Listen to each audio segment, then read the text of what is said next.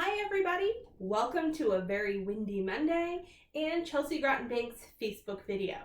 Today we're going to be talking about coin identification, and it is appropriate for students in grades pre-K through 2nd.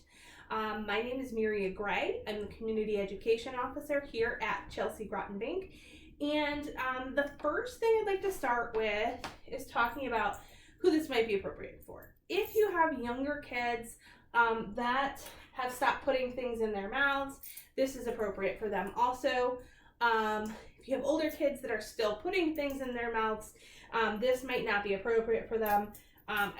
You wouldn't want anybody to swallow a coin. That being said, I love to use real coins because while they've come a pretty far way in making pretty realistic looking paper money, they have not done a great job with the coins. And the plastic coins, they're okay, but if you have the opportunity to use real money, I would go ahead and do it. And so today we're going to talk about ways that you can help kids with money identification. So I have two sets of coins, a penny, a nickel, a dime, and a quarter, 2 times. I have one here for a second project. And the first thing I did this morning was put together a batch of Play-Doh. I made some purple Play-Doh. The first thing you do is bring a cup of water up to a nice warm temperature. You add in a tablespoon of cooking oil. So any kind that you've got, vegetable, canola, whatever it is. And then you add in a half of a cup of salt and 2 teaspoons of cream of tartar. If you don't have cream of tartar, I would take a look on Pinterest. There are some recipes out there that don't have cream of tartar in them. And then once you get that all incorporated so it's back to a liquid, you add in a cup of flour and begin to stir. It will form pretty quickly into a ball. So you're going to want to probably use a wooden spoon or something pretty stiff because it gets really hard to stir. Once it becomes in a ball and it's all sticking together, you can remove it from the heat and let it cool. Once it cools enough to touch, knead it for 5 minutes. If you want to make it colored, you can add food coloring into the liquid before you add the flour.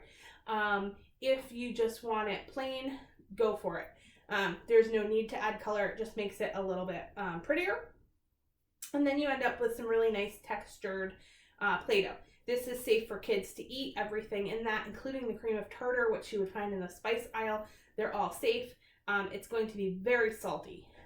They probably won't like the taste, but then again, you never know. They might.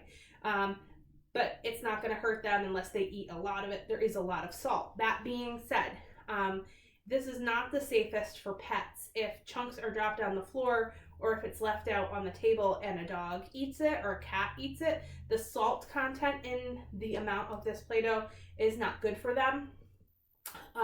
We learned that the hard way at my house.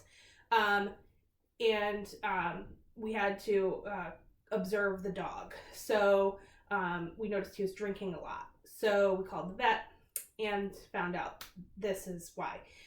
All homemade Play-Doh has a high salt content in it because for preservation reasons. So just make sure you're not dropping this, and when you're done, you're putting it away.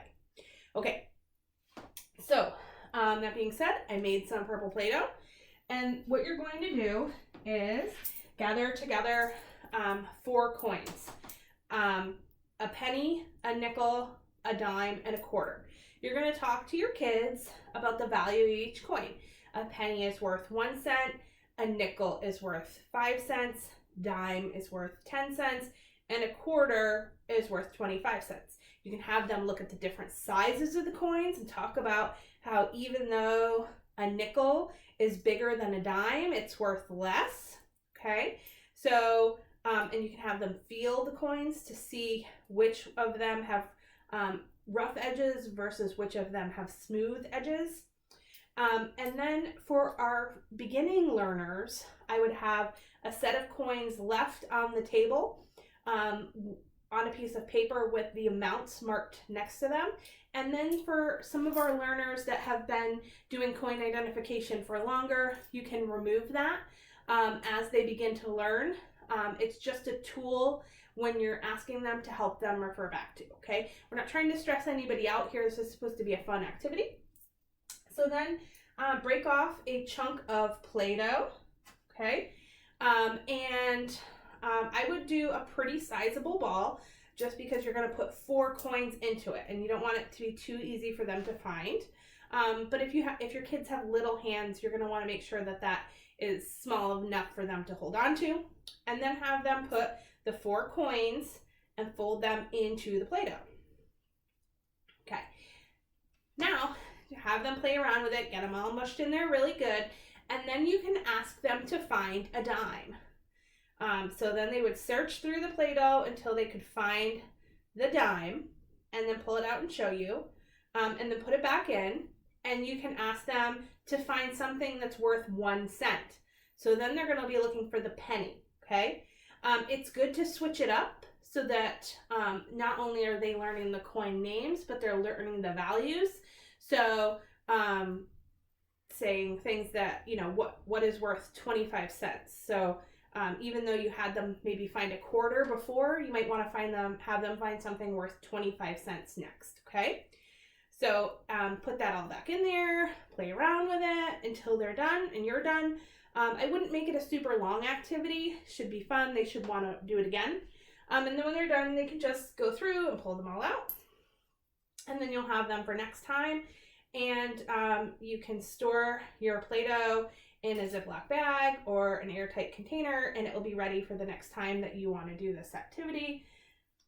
Okay, so I've got my 4 coins all pulled up. Okay, so the next activity. This is pretty clean, right? So the Play-Doh comes up, it's easy to pick up. If they get little pieces on the table, you can just use the Play-Doh to get it picked back up. The next activity is not so clean. If you have an issue with cleanliness, then this is not for you. If your child has tactile issues, like they don't like touching things, this activity is not for them. It may seem fun for some people and not so fun for others. Don't press your kid into something they don't want to do. So have a bowl of shaving cream. Okay, squirt it on in there. And then you're going to drop your coins in. You can have the same conversation, or this can be a second opportunity the next day to do something different. So you're going to have 1 coin of each value. You're going to drop them into the shaving cream, okay?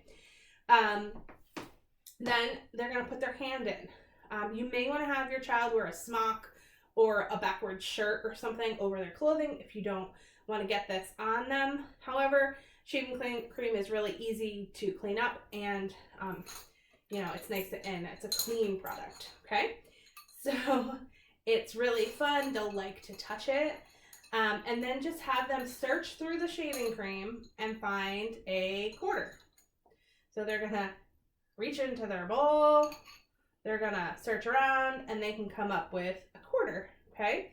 And then you can have them drop it back in and find something that's worth 5 cents. So they'll be going in here looking for the nickel, okay? And then they can pull out the nickel. That being said, this is a fun activity. You can, gets kind of all over their hands, but it does feel pretty cool, okay? So these are 2 activities that you can use to teach your kids about coin identification. One of them is a little bit more messy than the other, but have fun with it. And you can do one day and one another day, and keep it entertaining for them. So have a great day, and we will see you tomorrow. Bye-bye.